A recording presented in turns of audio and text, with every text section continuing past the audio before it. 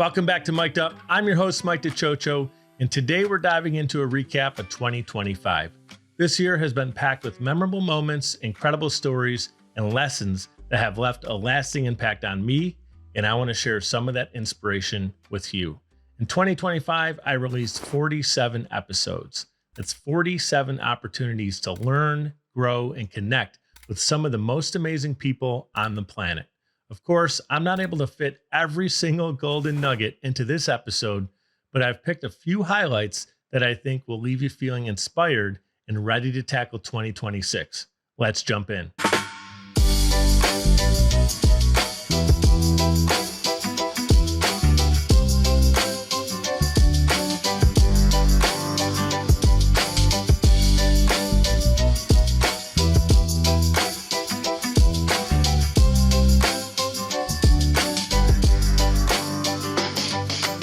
We kicked off the year with Kaley Z, who shared her incredible journey of overcoming multiple sclerosis, MS.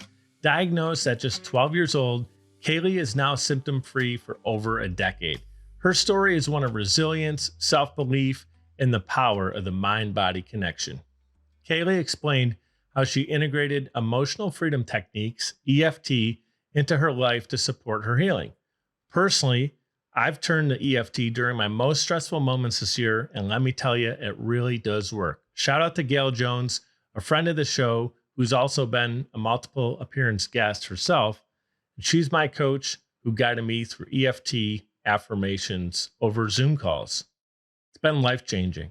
And I'm going to actually link those resources for you in the show notes. So if anyone's curious about EFT and wants to try it out, you can do it right at home. But back to Kaley. Her story is remarkable. At 14 years old, 2 years after being diagnosed with MS, she founded Youth Against MS to raise awareness and funds for research.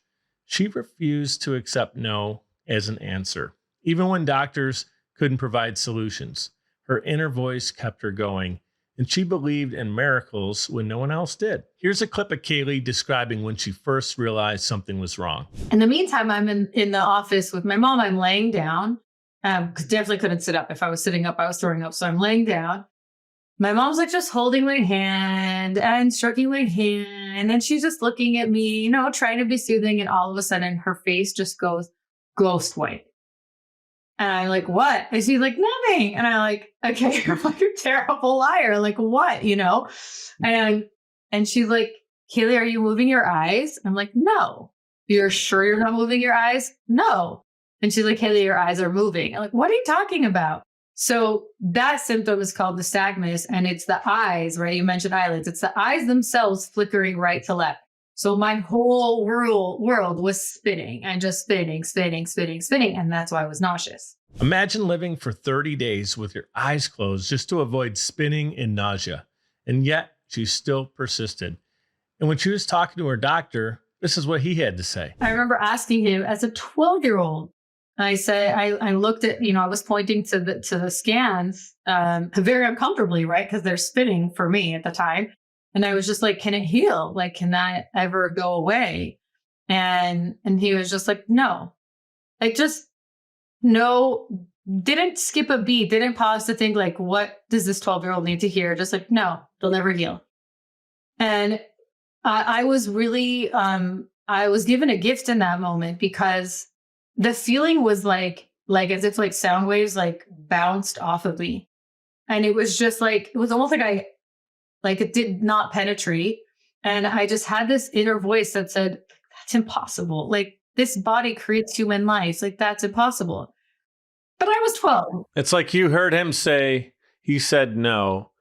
And this feeling came within you of, you don't believe, but I do, right? Right. Yeah. It's like, you don't believe that they can heal, but I'm going to figure out how to heal it. Yeah. Totally. What a powerful message right there. Nobody had the answers, but she still believed that she could be healed.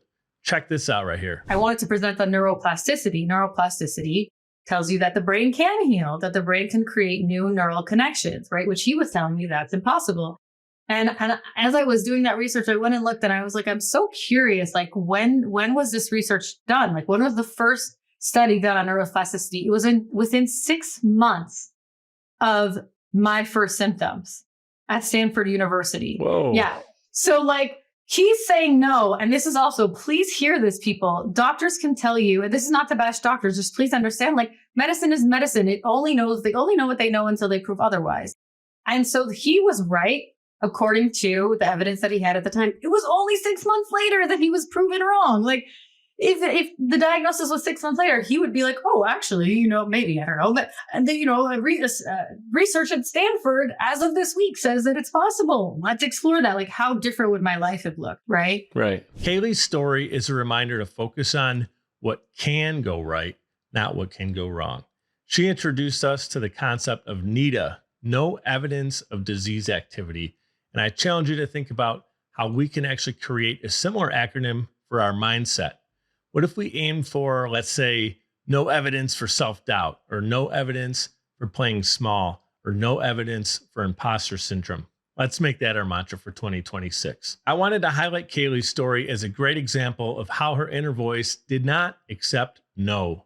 And so with that, I'm going to ask you, have you ever had that happen to you before? Maybe it's in business and everyone is telling you that your idea won't work, your business is going to fail, you need to change your product, it's doomed in the current version of it.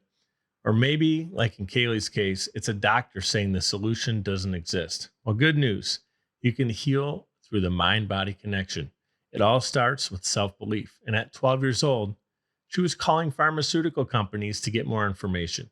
Here's her wisdom on how we can heal. The thing that actually changed the entire experience for me when I was a kid was that someone said, you're going to be okay. So I want you to know that you're going to be okay. And I think I really needed to hear that to even consider any other options around this, right? And then I also want to tell you that what's happening is not random. It's not like all of a sudden you woke up and your body just isn't working.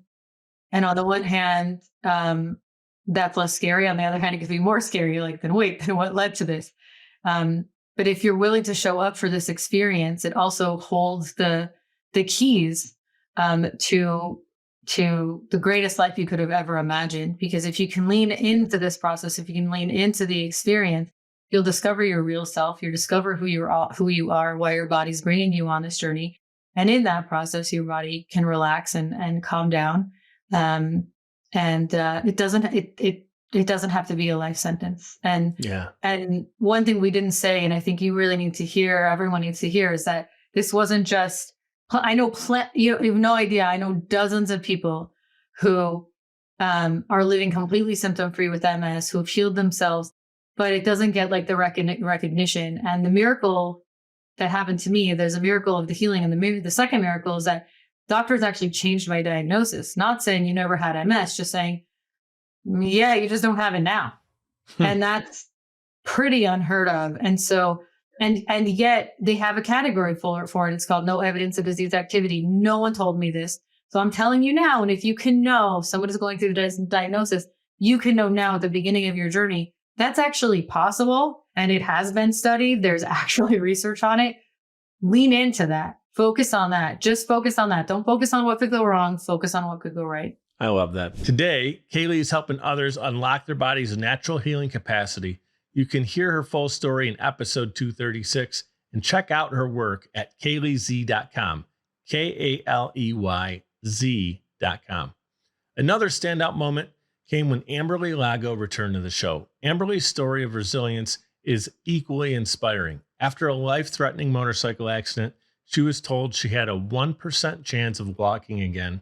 But Amberly refused also, just like Kaley, to give up. She did not accept no for an answer. She endured 34 surgeries, embraced the painful road to recovery, and today she's walking, dancing, riding horses.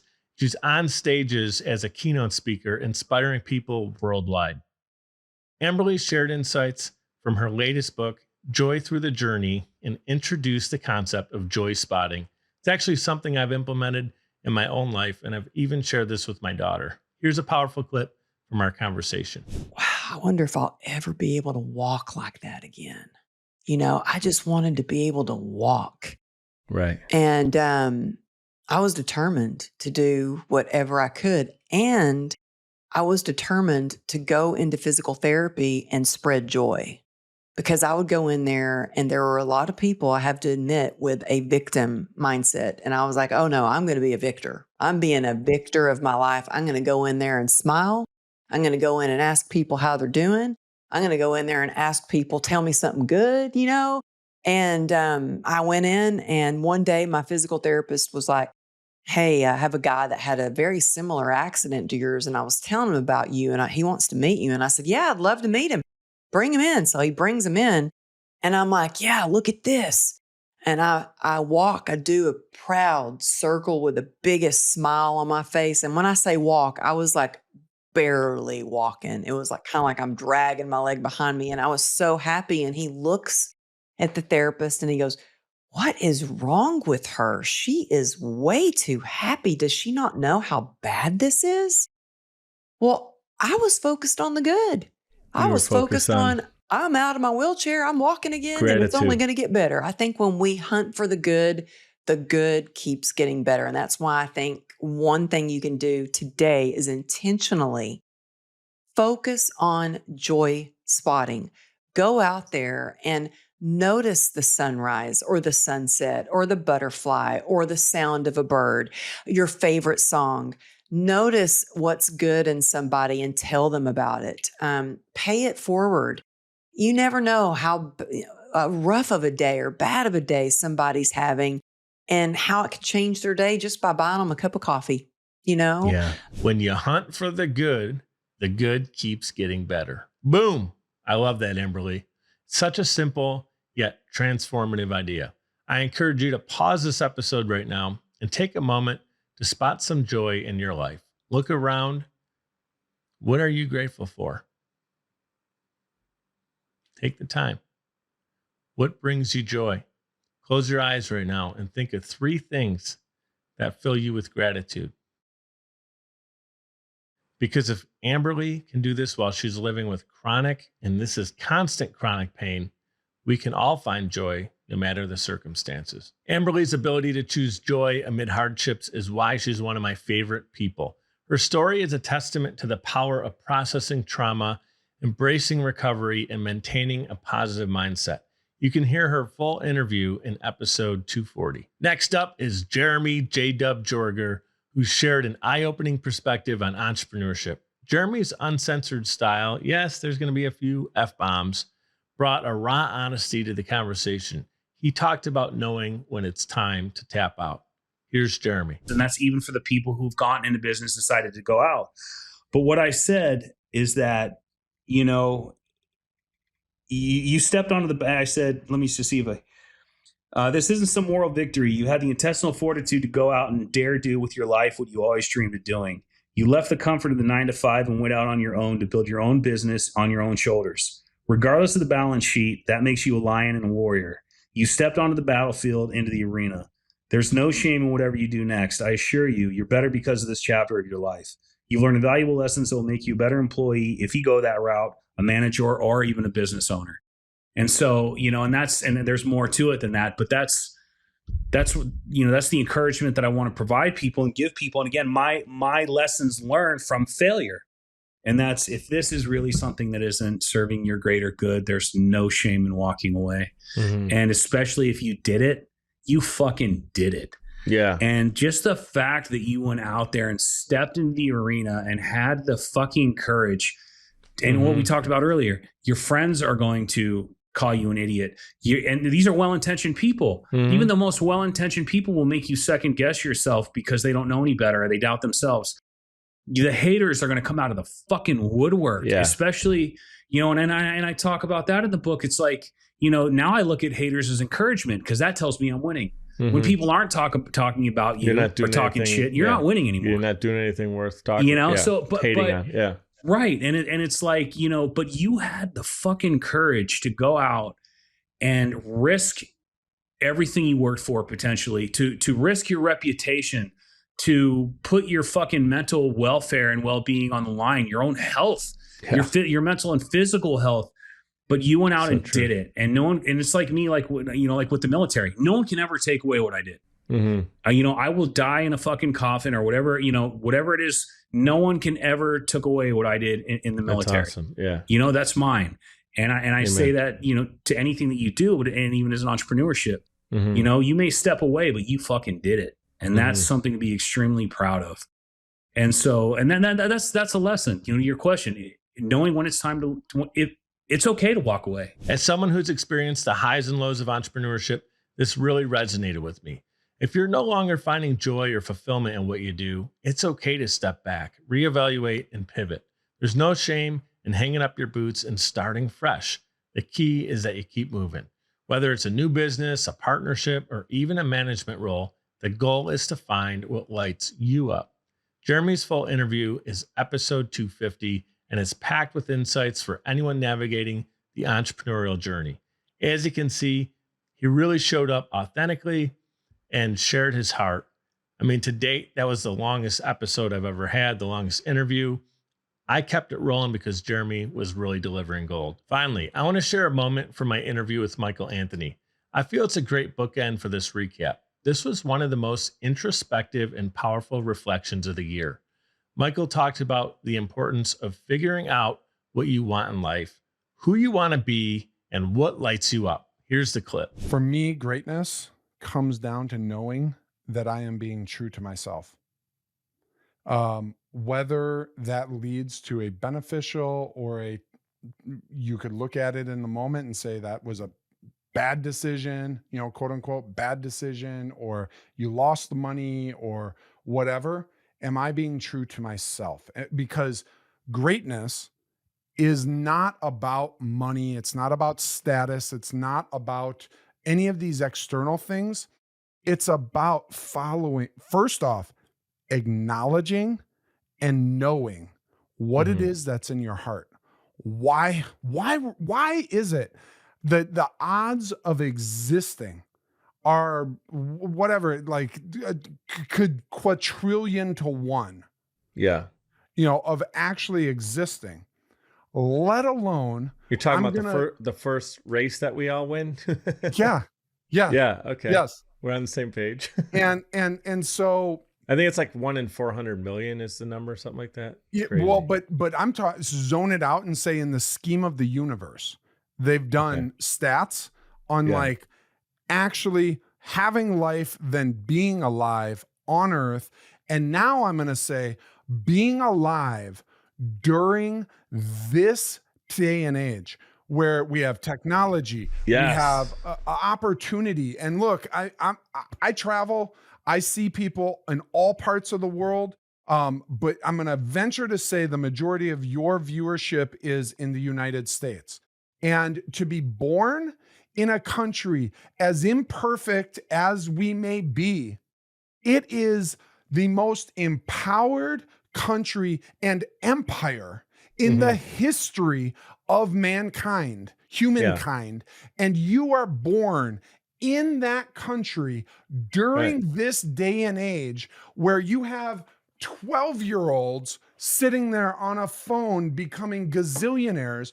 And you want to tell me that you can't make it in life? No, you can make it in life. It just comes down to knowing what it is that you're putting your energy toward. Who is it that you were put here to be?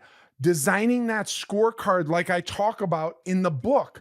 It all comes down to success, winning in life is knowing that when you take your last breath, which I'm going to bring full circle to the first story, the opening story, you know, of the shooting.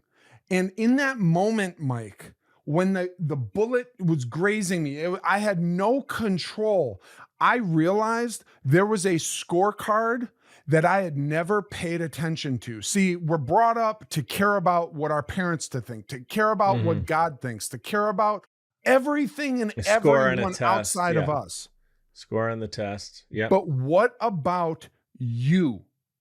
When you are on your deathbed, no one can BS. And let me tell you, if you've never experienced death pulls away the BS. We cannot BS ourselves. And in that moment, Mike, I believe that like I will stand before God and give account for my life. And in that moment, as someone who believes that, I was like, hold my beer, like hold up.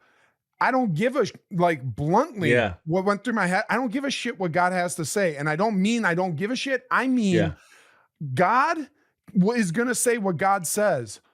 But first, there was a wall of things in my life that I knew. It didn't matter if God said, you've done great, come on in. I'm like, but yo, I have this. I know I did not live up to this. I know I did not live my purpose on X, Y, and Z. Or if God was like, yeah, you fell short here, here, and here, I'd be like, yo, I'm feeling that right now. Like, you don't need to tell me. I'm sorry. I screwed up. Holy crap. And that is a regret, whether when we close our eyes, there's nothing more, or we're for eternity, alive.